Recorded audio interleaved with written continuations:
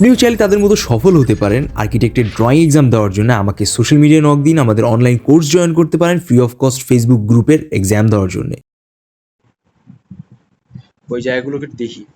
যখন আপনি 1 পয়েন্ট পার্সপেক্টিভে কোনো ড্রয়িং আঁকাতে যাচ্ছেন তখন সরাসরি হচ্ছে আপনাকে আগে মিডিল এই 2 পয়েন্ট পার্সপেক্টিভে যখন কোনো কিছু আঁকাচ্ছেন এই মিডল থেকে একটা স্পেস এরকম ভাবে আগে দাগ দিয়ে নেওয়া লাগবে। খেয়াল করেন, এই যে ঠিক যেমনটা লাইন ড্রয়িং আমরা শিখেছিলাম। তো এটা হচ্ছে আমাদের মেইন লাইন, এটা হচ্ছে আমাদের বেস স্পেস, আর এখান থেকে আমরা যে লাইনটা দিচ্ছি এই লাইনটা হইতেছে আমাদের দুইটা ওয়াল ক্রিয়েট করতেছে একটা রুমের ভেতরে। ওকে, মনোযোগ দিয়ে খেয়াল করেন। সো এই যে আমি ওয়ালটা ক্রিয়েট করলাম, এখন এই ওয়ালের দুইটা যে সাইড আছে সাইড তৈরি হইলো, মনে করেন যে ফার্স্ট স্পেস এইটা, ঠিক আছে। এই যে একটা স্পেস ক্রিয়েট হলো, আমরা এখন ট্রাই করব যে এর ভেতরে একটা বুক শেলফ টাইপের ব্যাপারকে রাখার, ঠিক আছে।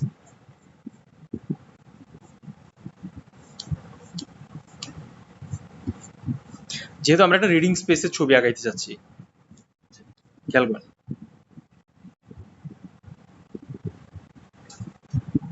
তো এখানে হচ্ছে আমাদের বুক শেলফটা থাকবে।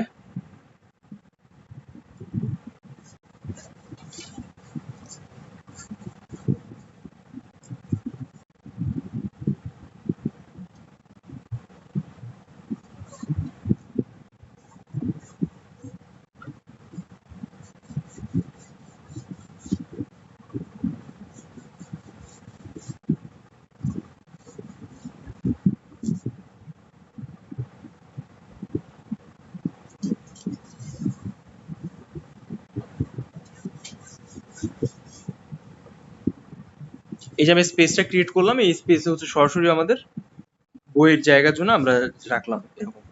তো এখানে আমি যে স্কেল ছাড়া লাইনগুলো ইউজ করতেছি, আপনার এক্সামিনার সরাসরি দেখে বুঝে যাবে যে আপনি কতটুকু স্পেস ছাড়া মানে স্কেল ছাড়া লাইন ইউজ করেছেন, কতটুকু আপনি স্কেল ছাড়া ইউজ করতে পারেন না। দেন আপনি এখান থেকে কিছু বইয়ের শেপটা দিয়ে দিলেন।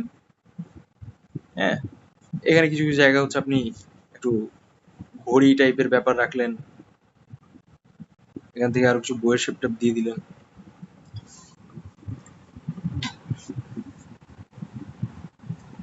এখানে একটা বেসিক যে সেটআপ থাকে, আমরা অফিস সেটআপ টাইপের ব্যাপার দেখতে পাই, ওরকম টাইপের কিছু আপনি রাখলেন।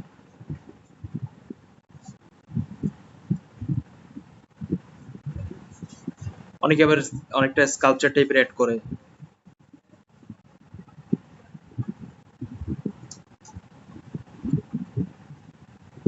এরকম দিতে পারেন।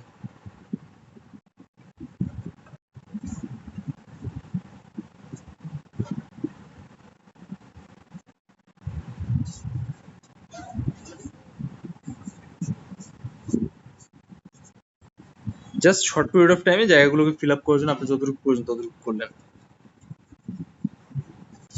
আচ্ছা, তো এই হয়ে গেল আমাদের বুক শেলফের ফার্স্ট পার্ট। ওকে,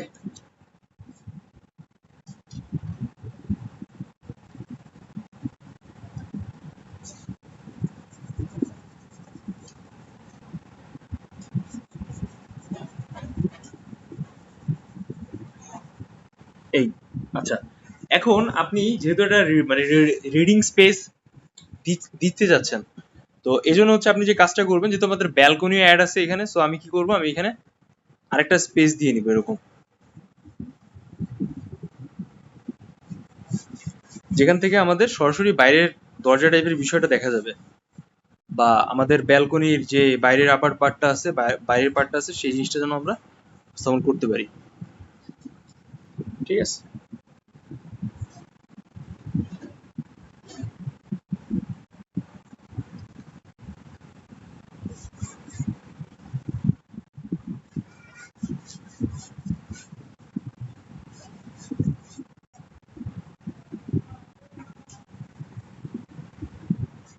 এখান থেকে আমাদের দরজার শেপটা চলে আসলো।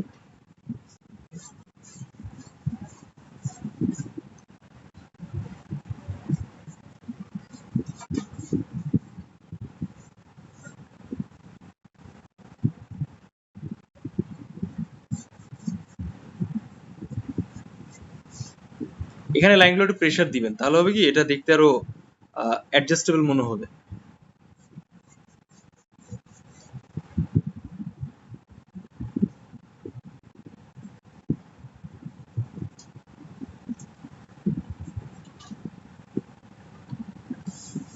এবার সেম প্যাটার্নে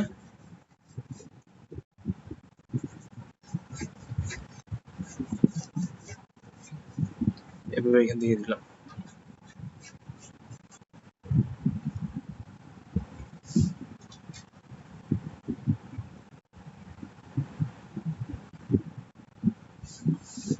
আমি লাইনগুলো কিভাবে দিচ্ছি,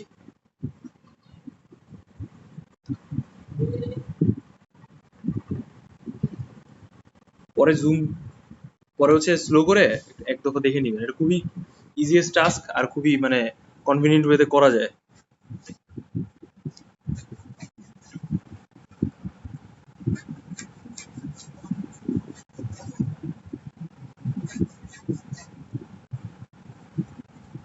ঠিক আছে, এ হয়ে গেল দেখেন বোথ সাইডে অংশ। আর যদি বাইরের ব্যালকনি আপনি এখান থেকে একটু ইয়ে দিলেন, দেন সরি এখান থেকে একটা স্পেস দিলেন, স্পেসটা এরকম থাকলো জাস্ট বোঝানোর জন্য যে ওইখানে একটা অংশ আছে। আর এই যে পার্টটা আছে, এই পার্টটা হচ্ছে আমাদের লোহার টাইপের পার্ট বা ব্যালকনি যেরকম থাকে।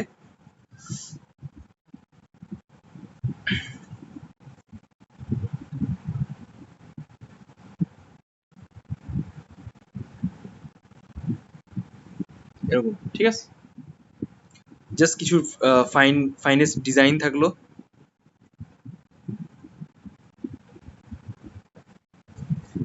এই মোটামুটি আমাদের একটা ব্যালকনির ওভারঅল স্পেস আমরা ক্রিয়েট করলাম।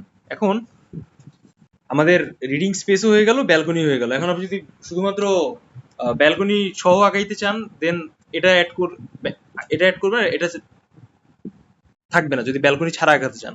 বুঝতে পারছি, শুধুমাত্র রিডিং স্পেস থাকবে। আমরা এটাকে একটু ডিটেলস ধরেছি, বাট আমরা আরো কিছু ডিটেলস ধরবো। তো আমরা কি দেখি, ব্যালকনিতে কিছু গাছগাছালি টাইপের বিষয় হ্যাঙ্গিং করা থাকে।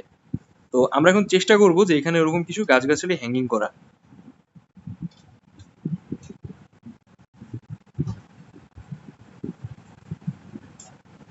খুব সুন্দর পাতাবাহার টাইপের ছোট ছোট গাছ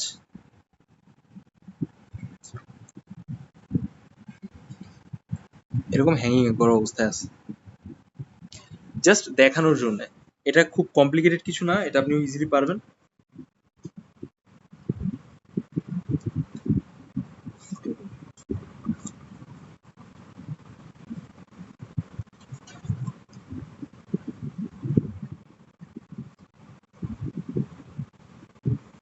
এখানে আপনি চাইলে আরো কিছু এক্সট্রা অন্য ক্যাটাগরি পেন্সিল ইউজ করতে পারেন। ঠিক আছে, তো এমনি এটা দেখেই ভালো লাগতেছে, কারণ ওরকম মনে হচ্ছে যে হ্যাঁ আমাদের আসলে এটা ভেতরের বাইরের ব্যালকনি এরকম একটা ফিচার্স। ওকে, সো এখন আমরা কি করব সেটা আমরা একটু পরিলক্ষিত করি। এখানে আমরা একটা লাইন দিলাম। সো দেখেন একটা মজার জিনিস, আমাদের কিন্তু এটা আস্তে আস্তে কিন্তু বড় থেকে ছোট, ছোট থেকে বড় একটা ফিল আসতেছে। তো এই জিনিসটা কিন্তু প্রকাশ করতে হবে আঁকার ক্ষেত্রে। ঠিক আছে, এবার এখানে হচ্ছে আমরা একটা টেবিল অ্যাড করব। দেখেন রিডিং টেবিল, যেটা সাধারণত থাকে পড়ার জন্য আমাদের বাসায়।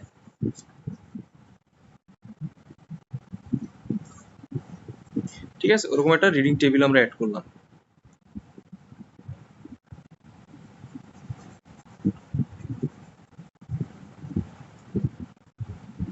এরকম রিডিং টেবিল হয়ে গেল।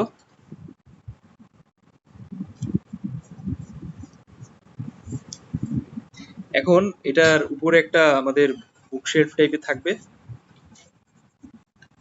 আপনি এখান থেকে এটাকে বুকশেলফ টাইপেরই করে দিলেন।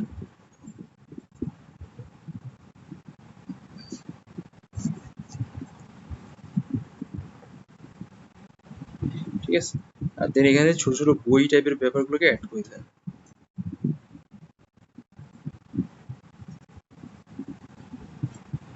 এই সিম্পল। দেন আপনি চাইলে এখানে একটা ল্যাম্প অ্যাড করে দেন।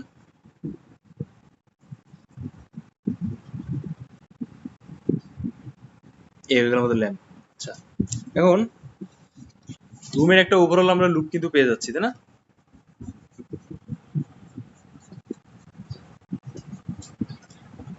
এটা লাইটনেসটা বোঝানোর জন্য আপনি সরাসরি এখান থেকে কিছু এরকম এক্সট্রা লাইট দিয়ে দিলেন বা লাইন দিয়ে দিলেন, ঠিক আছে?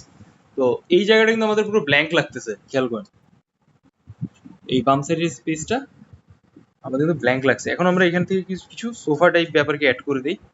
সো দেখেন সোফা অ্যাড করে দিলে বিষয়টা কেমন দেখা যায়।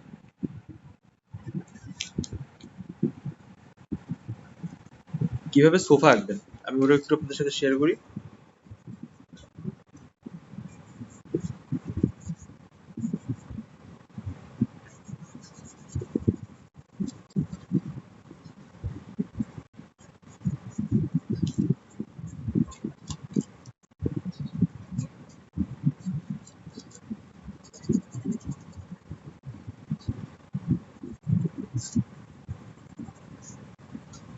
আমি তো পেন্সিলটার লাইনগুলো প্রেসার দিয়ে দিচ্ছি, যার কারণে কিন্তু আমাদের এটা সলিড লাগতেছে।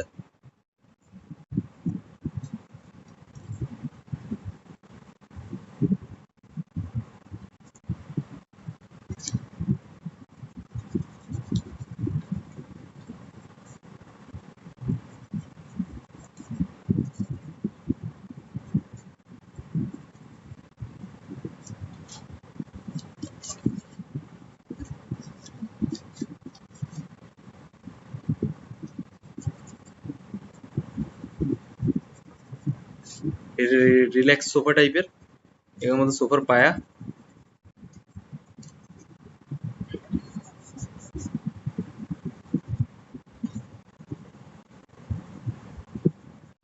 এরকম। ওকে,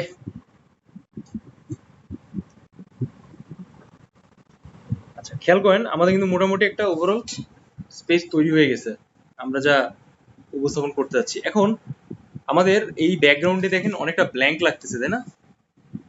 তো আমরা এই ব্যাকগ্রাউন্ডকে অ্যাডজাস্ট করার জন্য আমরা এখানে একটা লাইট এড করে করে দেই,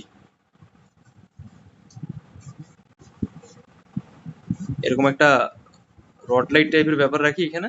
আর হচ্ছে আমরা সরাসরি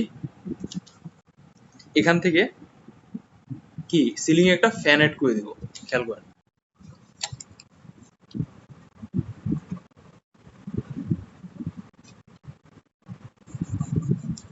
এরকম আমরা একটা ফ্যান এড করে দিই।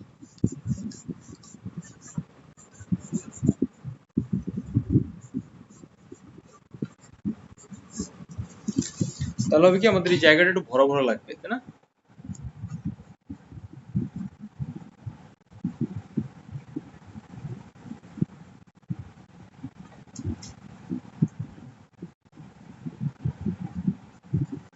এই তো দেখেন আমাদের কিন্তু একটা কমপ্লিট স্পেস তৈরি হয়ে গেছে।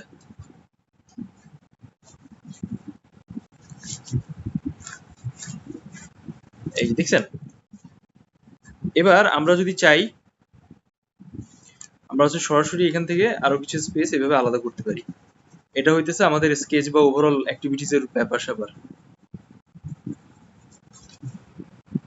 এই জাস্ট বাট আমাদের কিন্তু ওভারঅল হয়ে গেছে। এখন আপনি চাইলে এখান থেকে একটা কিচেন সরি ফ্লোর রাক যেটা থাকে ওটা দিয়ে দিতে পারেন। এই যে স্মার্ট করে জায়গাটাকে একটা ফুলের টপ টাইপের কিছু আগাই দিলেন, একটা বেসিক ডিজাইন দিয়ে দিলেন, যেন ওটা আপনার এক্সামিনে দেখে মনে করে যে না আসলে এর তো এই সেন্স গুলো বেশ ভালো, আর এই যে লাইনগুলো ইউজ করছে এই লাইনগুলো বেশ ইন্টারেস্টিং। হ্যাঁ, তো দেখেন আমাদের কিন্তু একটা কমপ্লিট ওভারভিউ পাওয়া যাচ্ছে লাইট এন্ড ডার্ক শেডের, প্লাস হচ্ছে আমরা যে একটা কমপ্লিট ড্রয়িংটা আঁকছি মাত্র 14 মিনিটে। ঠিক আছে, সো পরীক্ষার হলে যেহেতু আপনাদের 1 ঘন্টা সময়, আর আপনারা ডে টাইমে পরীক্ষা দিয়ে কিন্তু অনেক ক্লান্ত হয়ে পড়বেন, সো সেকেন্ড এক্সাম অ্যাটেন্ড করা কিন্তু 1 আওয়ারের আরো বেশি এক্সট্রা হ্যাসেল আর বেশ কমপ্লিকেটেড টাইম, তাই না? আপনারা মনে মনে বিরক্ত ফিল করবেন যে আসলে কখন এক্সাম শেষ হবে এরকম। ফর দ্যাট রিজন আপনাকে 3টা ড্রয়িং যদি করা লাগে এই 1 ঘন্টা টাইমে, এটা কিন্তু বেশ ভালো চ্যালেঞ্জিং। এই জন্য আমি আপনাদের বলবো যে একটু কুইক আঁকার প্র্যাকটিস করাটা খুব জরুরি। যারা মোটামুটি আর্কিটেক্ট এক্সাম দিচ্ছেন বা ওভারঅল স্পেসে পরীক্ষা অ্যাটেন্ড করতে চাইতেছেন। এই আচ্ছা, আর কারো কোনো কোয়েশ্চেন আছে? এবার দেখেন হচ্ছে আমাদের ওভারঅল ফ্যাক্ট। তো এটাকে আরো অনেক বেশি পরিমাণ না দারুণভাবে উপস্থাপন করা যেতে পারে, এটা আসলে উপস্থাপনের করার শেষ নাই, কিন্তু we don't have that much time in exam হল, তাই না? সো দ্যাটস ওয়াই আমরা হচ্ছে চেষ্টা করব যে আমরা যেটা আঁকতেছি সেটা যেন একটা প্রপার টাইমের ভেতর আমরা শেষ করতে পারি।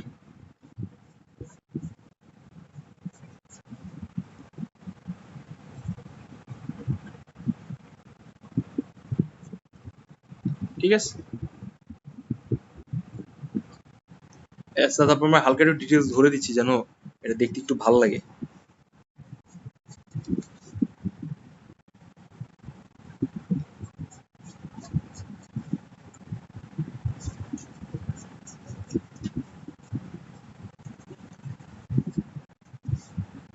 ঠিক আছে, তো এভাবে আমরা তিনটা জিনিস কাভার আপ করলাম। একটা হচ্ছে ব্যালকনি সহ ছবি, রিডিং স্পেসের ছবি, একটা লাইব্রেরি স্পেসের ছবি, ঘরের ভেতরের আপনার রিডিং রুমের ছবি বা আপনি যে রুমে থাকেন তার ছবি।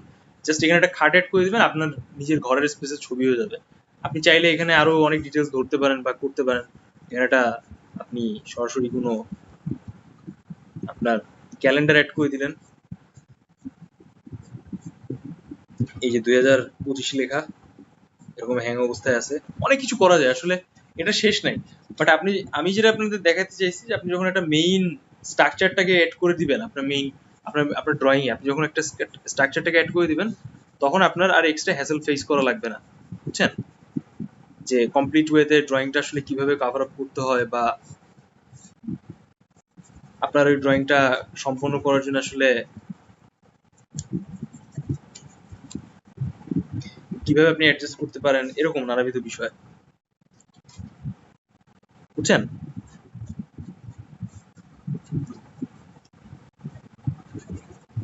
এই সো খুবই মানে ইজিয়েস্ট টাস্ক এটা। এগুলা আসলে করতে বেশি সময় লাগার কথা না।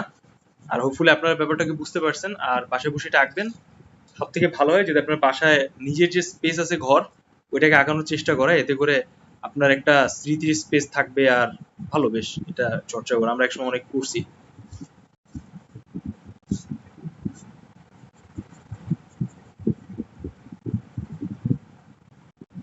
ঠিক আছে, তো দেখেন আরো ডিটেলস ধরলাম, আরো বেশি ভালো লাগছে, শাইন লাগছে। তো এই ছিল হচ্ছে টোটাল